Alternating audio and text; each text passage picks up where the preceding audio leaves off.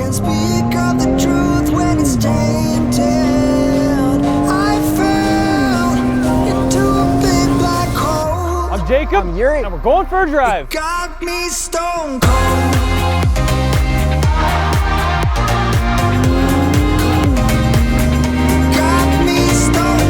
2021 Acura TLX A-Spec without launch control.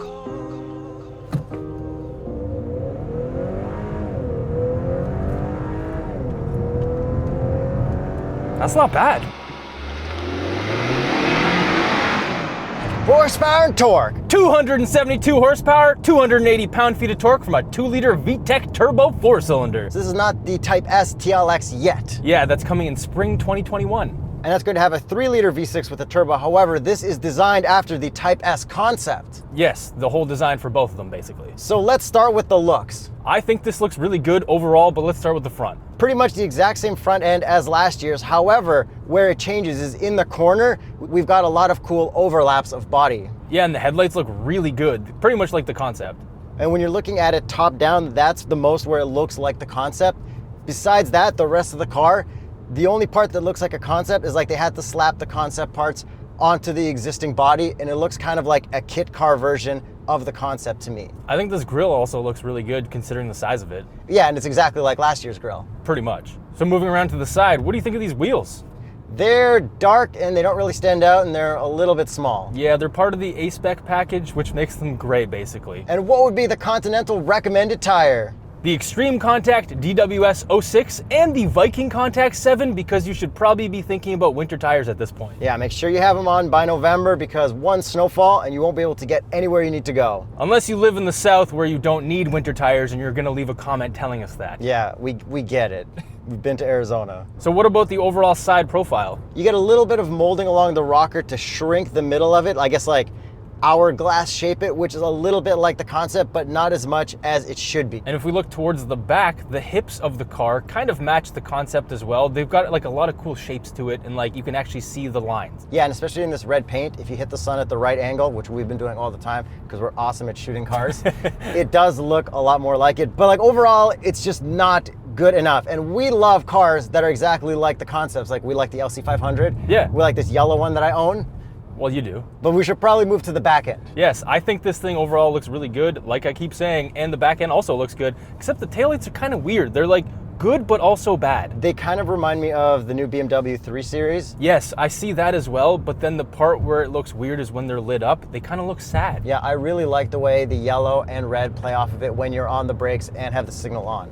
And what do you think of these exhaust tips? Not as good as the last year's TLX. I like the big rounder ones a lot more. On the A-Spec specifically? Yes. I think these are pretty good, but yeah, I agree. The circular ones just kind of work better, but these aren't bad for what they are. And let's hear what those exhaust tips sound like.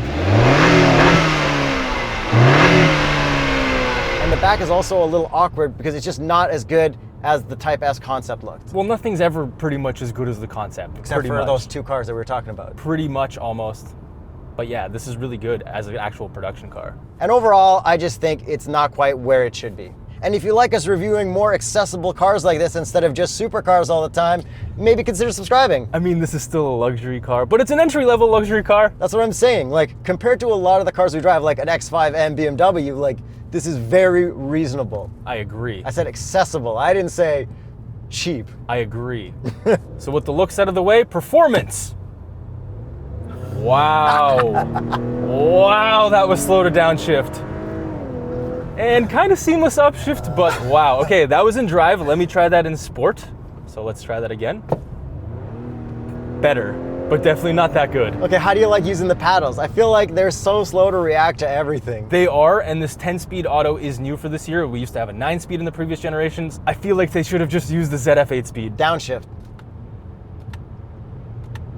It takes like 2 to 3 seconds to move the needle to where it should be. It's definitely not as sporty feeling as other sporty sedans. Oh, and speaking of sporty sedans, in the press footage, they showed the Type S that's coming up drifting. And we back up this new engine with all the hardware befitting of a pinnacle Acura sports sedan. Yeah, you can't drift this. Yeah, it was a totally fake e-brake one. You can tell because you can see the smoke coming off, and they probably had a hydraulic e-brake because this e-brake doesn't work that way. but we should probably test how this actually handles because it does have the shroud. Yes, shroud, aka super handling all-wheel drive, which we have loved in many different Acuras. So let's see how it feels here. So I'm going to downshift, and it's going to take a while, but let's see. Okay, tires are screaming, like absolutely screaming, but taking the tires aside, it actually kind of feels like it's gonna grip, but it also feels like it's totally disconnected from the back end in terms of the front end, what the wheels are doing. It kind of feels like I'm driving a worm or a snake. I know a lot of people say the front is disconnected from the back. I've said that multiple times. But this is the only time that I've like really felt that. It feels like you're on tray slides on the front and the back on ice, but it still does pull you through everything pretty easily. It's just like an awkward feeling. Exactly, because like there's a lot of body roll to it too, and like the steering is kind of delayed almost. It's a weird feeling where it's not that good, but I also know it's quite capable. But it would be interesting to see how this handles with like a super high performance and the shroud system. Yes. Now this is the A-Spec, so you'd expect some more performance. However, that's not the case here. We don't have any adaptive suspension. That's only on the upper trim, and it's going to be coming on the TLX Type S as well. So unfortunately, no adaptive suspension. We do have a couple drive modes. I feel like they don't really make a difference other than the throttle input, but the suspension itself is really comfortable over regular bumps and stuff like that. It's just the handling where it kind of feels wormy. Okay, there's a lot of stuff I don't like about this car, but one of the things I really love is when you put the drive mode into sport, you get the coolest anime style animation ever. Whoever did that is the best. That is really cool. Then when you got comfort, individual, and normal, kind of all right animations, but like sport. So let's put this into sport. Just kidding, I'm already in sport. And floor it again.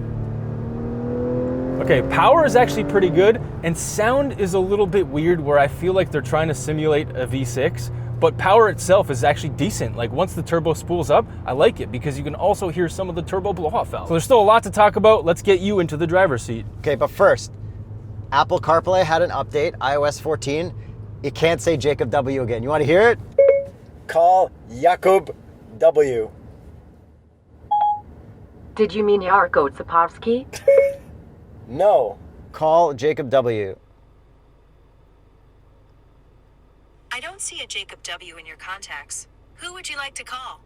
Jakub W. I don't see a Jacob W in your... Who would you like to call? It literally is the exact spelling of the Jakub W that's in my phone. This is trash. This is awful. Apple is trash. Guys, you knew we were going to do this test. Can you fix this so when we do the actual comparison, we don't fail on this side? And it also didn't actually work on CarPlay. You had to disconnect your phone to get it to... Yeah, it's acting up. Call Jacob W. I don't see a Jacob W in your contacts. Who would you like to call? Call Jakub W. Calling Jacob W home. So now it works. Obviously. iOS 14, come on. Android Auto. Also, we get cool backgrounds though.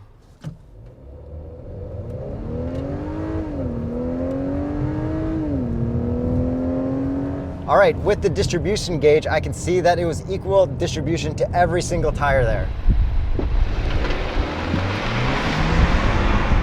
Yeah, and it can kind of pick exactly where it wants to send power, and that's why we like the handling so much, like the RDX and other Acuras. So moving inside, things I absolutely hate. This has the newer style Acura infotainment that has the touchpad where wherever you put your finger on the touchpad, that's the absolute position on the screen. And I absolutely love it. It makes so much sense in my head because I just look at the screen so I kind of know exactly where I need to press on the actual touchpad. Yeah, and it's a total nightmare for me. I even hate it more than I hate the Lexus and Mercedes style touchpads where you gotta slide your finger around. And I think I prefer this significantly to both of those. And then we've got this little slider on the right so we can go through the menu on the right and it makes a ton of noise. Yeah, it's got the tambourine sound.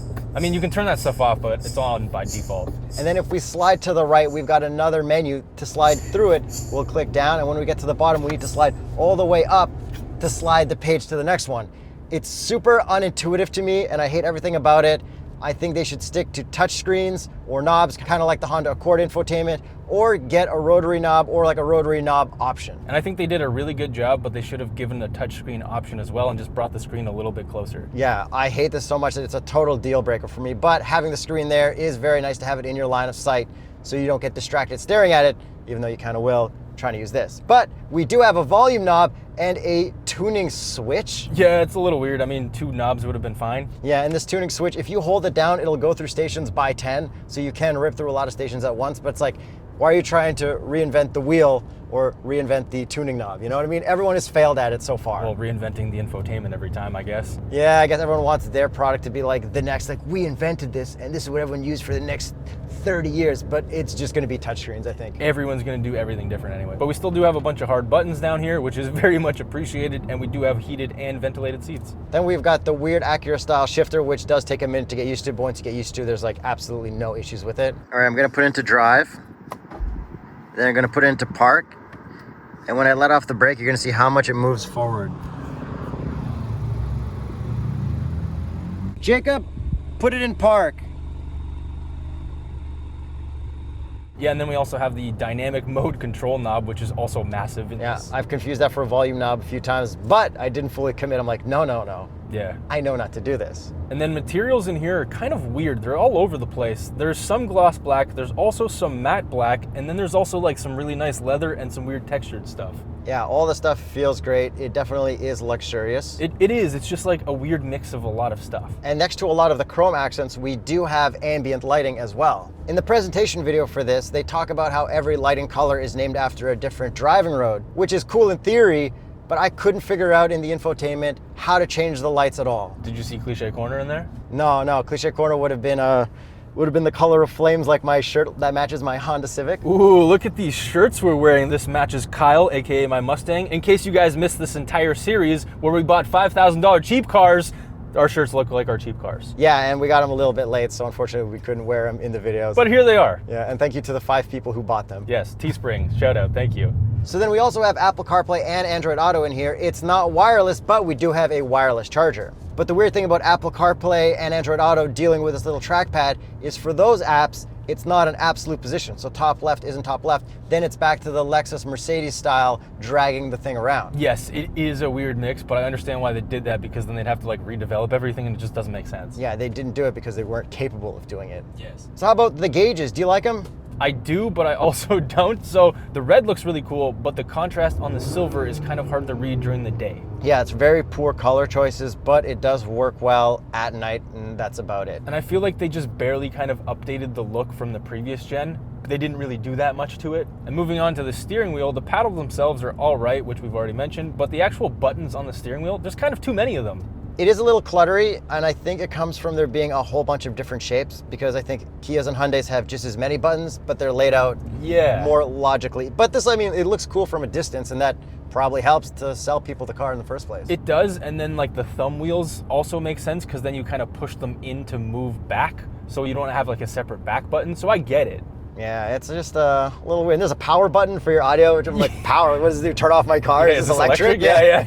Identical twins. And the seats themselves are actually really comfortable, like shockingly comfortable. And unlike a lot of Lexuses, which are competition for this does have lumbar support that goes up, down, forward, and back. And in terms of rear seat room, it's actually really good. I fit behind myself at 6'1.5". And the seats fold all the way down with little latches from the trunk. And what about the visors? It's a Honda, so 3, 2, 1, Yes. pass. And then as for cup holders, passing that McDonald's cup over there. And that does not fit. It does. Oh, fits just fine.